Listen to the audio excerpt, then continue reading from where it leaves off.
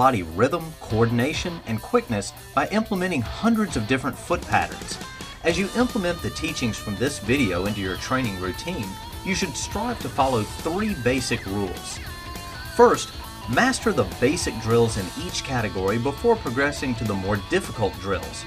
Second, as you perform each repetition, view the ladder in thirds and switch gears with each third. This means going slow enough in the first third to create a perfect rhythm and motion. In the second third, you should accelerate the perfect motion from the first. The final third is where you aim to reach top speed. Your goal is to never mess up and hit the ladder, but if it's going to happen, it should happen in the final third where you're really trying to step on the gas. Finally, as you move through the ladder, listen to your feet. Because each drill has its own unique pattern, it also has its own unique sound and beat. Concentrate on this sound and making it gradually increase in tempo. By following these 3 basic rules, you will ensure that you get the most out of your ladder training. On this first drill, the athlete alternately places one foot in each hole and concentrates on maintaining an upright posture. It is essential that the athlete learn to keep the backward snap of the elbow in sync with the feet. As the right elbow drives back, the right knee drives forward, and vice versa. Like with all drills on this video, only the front portion of the athlete's foot strikes the ground. 2-foot runs is performed exactly the same way as 1-foot runs, except that both feet must now land in each square.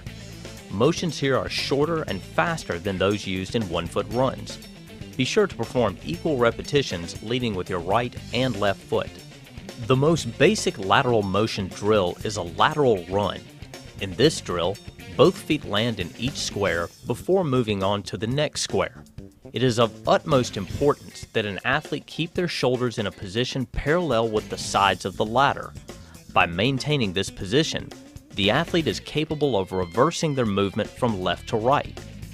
Athletes that begin to open their shoulders towards the direction they are moving leave themselves vulnerable to a cutback by the offensive player.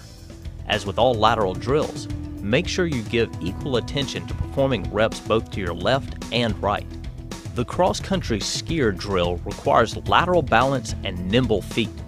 For this drill, the athlete begins with the lead foot in the first square and the trail foot directly behind and outside the first square. The feet quickly switch places, and then the athlete moves to the second hole and repeats.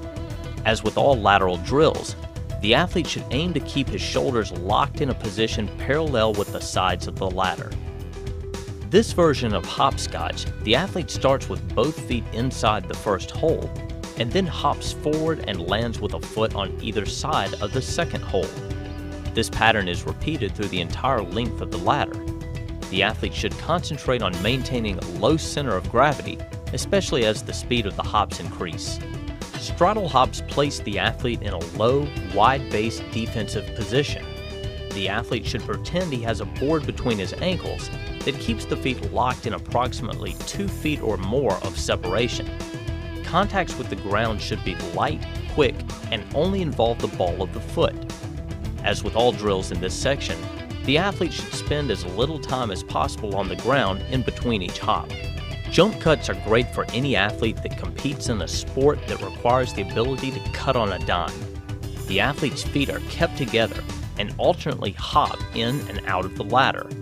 The knees should be bent to absorb shock, and a slightly crouched position should be maintained at all times. The crazy climber drill helps athletes develop a quick rebound off the ground and also enhances hip flexibility and rhythm. An athlete performing the crazy climber should keep his feet locked in approximately an 18-inch separation. When hopping, both feet should hit the ground at the same time, and the hips should be on a constant swivel. Notice that the athlete always pivots off the foot on the inside of the ladder, and that the athlete's upper body generally remains pointed towards the end of the ladder. When performing the buzzsaw, the athlete begins in a lateral position behind the first hole of the ladder. The athlete then steps into the first hole with the lead foot and then into the hole with the trail foot. The athlete then exits the hole by stepping out with the lead foot and then stepping out with the trail foot. The athlete should enter and exit each hole of the ladder with both feet before moving on to the next hole. This one is called a linear trail whip. Linear because the athlete is moving forward, and trail because the whip leg is behind the athlete. Here the athlete moves in a linear path and keeps the lead leg inside the ladder and hits every hole. The trail leg stays outside the ladder and alternately whips from side to side behind the athlete's body. The athlete's shoulders should stay aimed towards the end of the ladder throughout the repetition, and only the hips should rotate. This exercise requires a lot of rhythm and hip flexibility. The Icky Shuffle is one of the best drills that can be performed on the ladder. The foot pattern used in this drill involves stepping into each hole with both feet and then stepping to either side of the ladder with only one foot. Because this is such an important drill, we encourage athletes to take this one slow and really master it before moving on. Once the athlete